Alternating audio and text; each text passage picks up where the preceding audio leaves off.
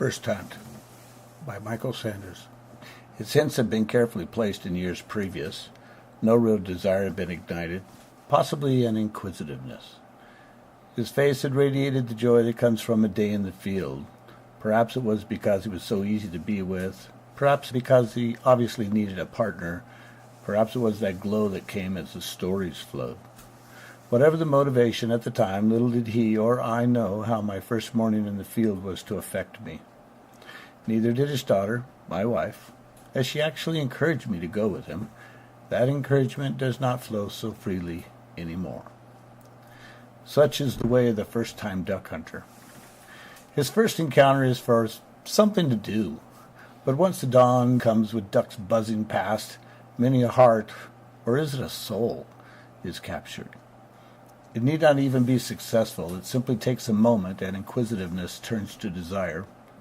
Such did my father-in-law to me. The night before the hunt, I had driven to his house, a clear, cold winter's night. His words were mostly on the weather. Having an inside track to satellite photos, due mainly to his job, he knew we were in for calm, clear skies, and he seemed almost disappointed. Not knowing anything about this duck thing, clear blue skies, which, by the way, is the norm for California, seemed fine by me. He immediately noticed my limp. I explained that I'd sprained my ankle 2 days previous in my favorite sport, racquetball. My ankle was bruised and swollen, but I was not one to back out of what I, at the time, considered an obligation. So we loaded and loaded and loaded the truck. Guns, ammo, coats, clothes, more coats, waders, more ammo, gun cleaning kits, suntan lotion.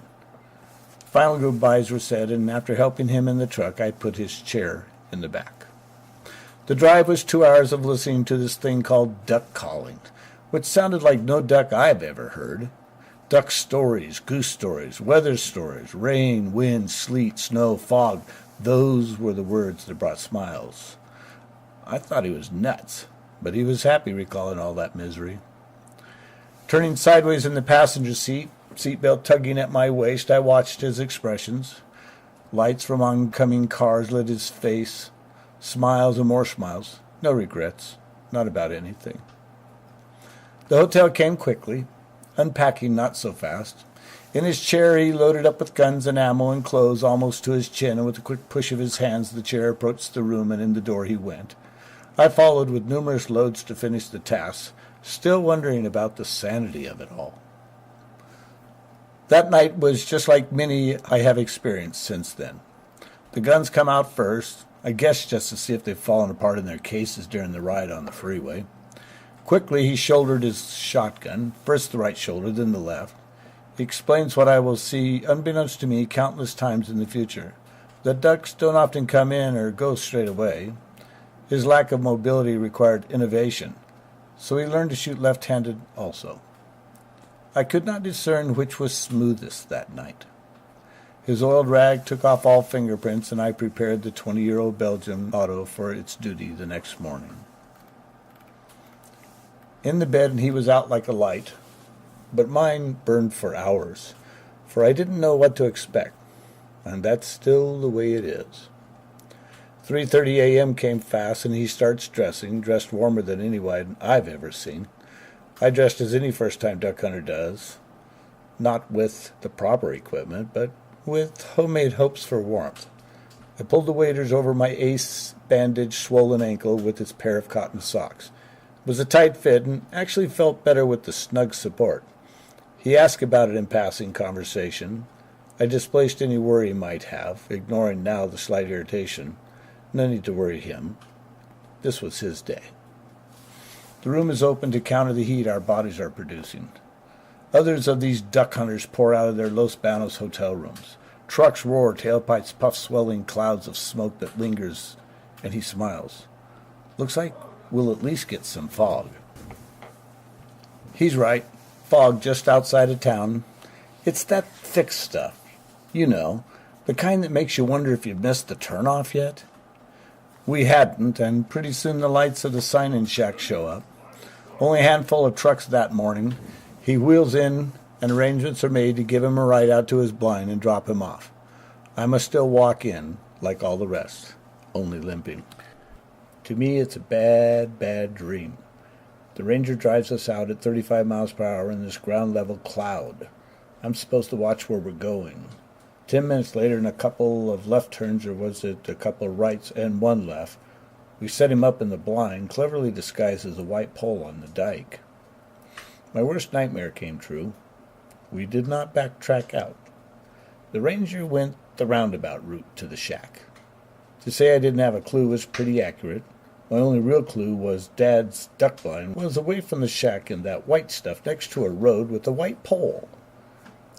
It was pitch black outside, and I had no flashlight, but ever the optimist, I grabbed my borrowed 20-gauge and shells and walked and walked and walked. Finally, I figured out how to get there. I would walk until I ran into someone, and they would tell me where I went wrong. After 3 or 4 such encounters, I came upon him huddled in his blind, which looked a lot like a man in a wheelchair sitting on a road. The sun must have been coming up. The fog was lighter. Moments later, a whistle and what was supposed to be duck calling. The duck shot past us left to right. His gun hit his left shoulder fast, and with a crack the duck fell to the water. Being the only retriever he had, I took off in the duck's direction. 70 yards away and in deep water, waist-deep water, I picked up the hen, green-winged teal. Minutes later, and wet to the bone from sweat, I handed it to its owner with the request that he kill them closer next time. About 20 minutes, uneventful minutes, passed as he called and called in that thick, ground-level cloud of white. Then straight over our heads and straight up it went. His shot, right-handed this time, crumpled the Drake green-winged teal just 10 yards away. I simply said, "Thanks, that's much better." A close look at that cinnamon-colored head with that distinctive royal green teardrop encompassing the eye was my first close look at any duck so small, yet so beautiful. Hours passed quickly with no more shots. Quiet conversation seemed odd in this go-go society I live in. At times during those totally uneventful hours, he turned the conversation to reminiscing. As if it were today, I can see him tugging on his gloves, trying to cheat the cold. He asked the date. "December 11th, I reply. Almost as an afterthought, he says, "Today is the anniversary of my accident. 27 years ago, I crashed my fighter jet on approach to a landing. Jet wash was given as the hidden culprit that day."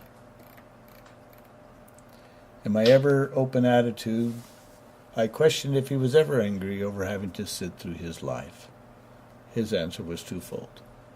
First, he discussed the dangerous low-level missions they were flying and how most of his group never came back, and he was sure to have gone their way also.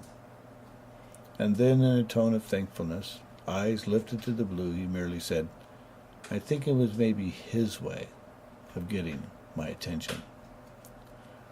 Moments of silence followed. They were needed, and we were in one of the few places in this busy society where they could be found. Almost as in tribute, minutes later, a flock of tens of thousands of snow geese got up from their resting area 1/2 mile away. Raising slowly into the sky like the silhouette of a nuclear explosion, they turned the sky's blue background into a pure white, their cackles and wing beats almost deafening. And he smiled. The sun set hours later, and the ranger drove by and picked our 2 birds and us up. Hours later, back home, I sat at the edge of the bed and undressed. I was tired, but somehow fulfilled. His daughter lay in bed asleep. Working quietly, I peeled back the socks and ace bandage from off of a forgotten wound. Ribbons of blue had been traced beneath the skin by the pressure of the day. Only then did I realize for the first time that day that it still hurt. I sat for a while on the edge of the bed, silently recounting the day's events.